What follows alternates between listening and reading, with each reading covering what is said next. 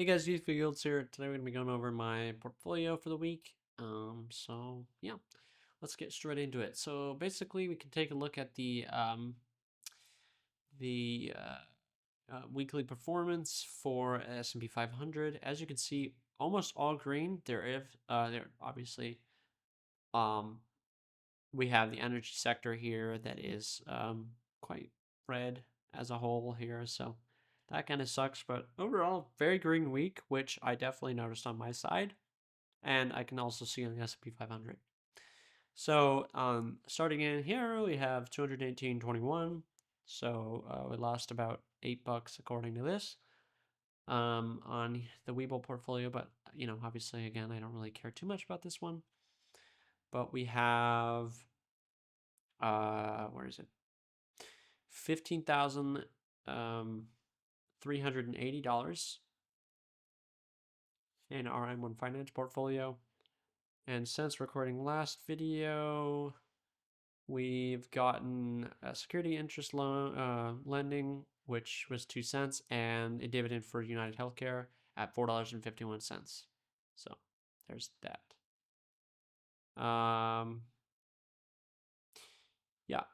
Going on to that, we have. Oh, I'll go into actually this. I actually want to investigate that there. I don't know why it says DE. That kind of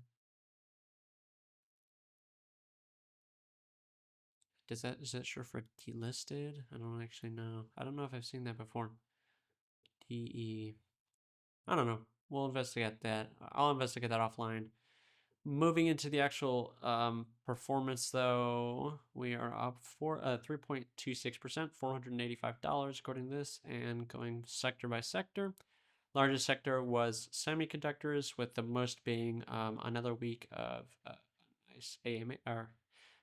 We got NVIDIA and AVGO. So as a whole, this is very good. All went up.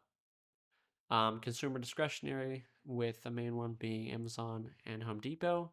Costco, not so much, but hey, it's green. Last but not least, financials, which I think was red last week. So this is nice to see that. So Morgan Stanley's up. MasterCard and Visa are also up, but those are about 3%, whereas Morgan Stanley is about 6%.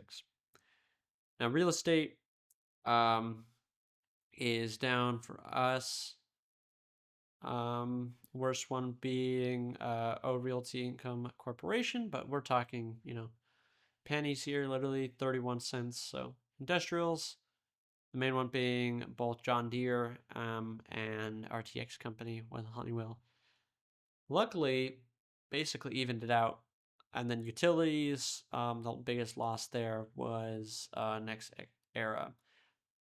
Interestingly enough, on our end, we did have negative values here, but ENPH pulled through and actually carried the energy sector positive for us. So that's interesting. I think it's only like $10, $21, so that's good. But overall, not too bad. And then in terms of the Composer thing, we are up quite a bit last week. So let me go here. I think that was the 20. So it'd be 29. Let's do the 20 first, or 22nd, I'm sorry. We can see here that we are up 8.35% for the week on Simon's KMLM switcher. 3.14 on the QQQ PSQ, which I believe I said I was going to try the monster, but I decided to do this one anyways. So there's that. Four corners, 3%, and 3 times beefier, 2.35%. But very good amount of money overall. In fact, if we go over here, I think our portfolio grew from, let's see, what was it here? It grew about $200. So we're sitting about $3,425 now. If I come over here and go to accounts funding, you can see here that we have spent about $3,500. So we're still negative, but we're getting really close to actually coming back positive again. And so I'm very happy with that. And we can see the numbers here. So this is up about $10 since investing into that. This is up about what? 20 bucks or something like that, or I guess 15 bucks, 13 bucks. And this is up around $9. This one, though, this Simon's, which has been the longest running one, to be fair, is down $100 almost exactly. So there's that. But overall, very good. You can see, obviously, like I said, there's that performance here.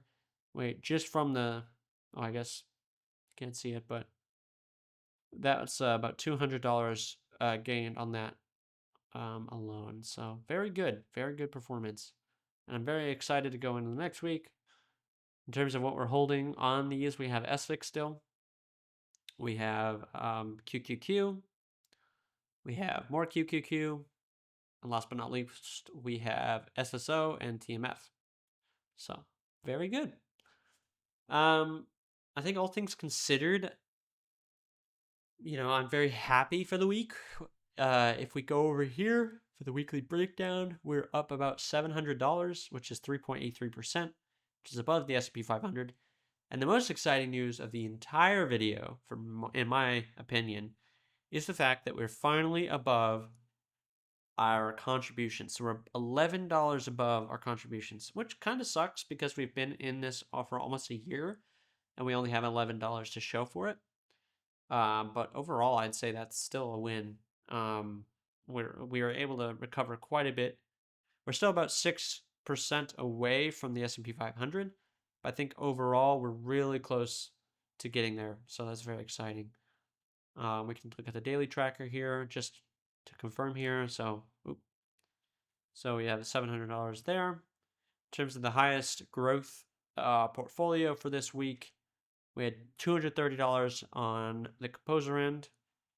Well, yeah. We had $489 on the M1 Finance end, and then we had negative $19. If we just look at the percentages, though, that's probably the best thing. 8.29% down on Webull, 3.25 up on the M1 Finance, and 7% on Composer. So very good there. Both I'm very happy about. I cannot complain. In fact, what was that? 3.25. So a little bit less than the S&P 500 in that case, but overall very good. So I don't really have any news going into it. Something I should show off going into the next week, though, I'll try to do this more often, is kind of what we're going to be expecting soon. So let's see, June 29th. So we're probably going to get, excuse me, so we're going to get these tomorrow. So that will be around, like $5 or something for those three. And then that's in a few. Oh, no, what's this? Sorry. What's this go up to? This goes up to like the 6th. Okay. So anything past the 6th. So we got a lot of dividends actually. Or we're going to get a lot of dividends up to here. So we'll be getting still about maybe $5 or something like that, close to $6 or $7 for this week. But that's pretty good. That's free money essentially. So anyways, guys, I think that's it for me. And as always, I wish you guys a wealthy future.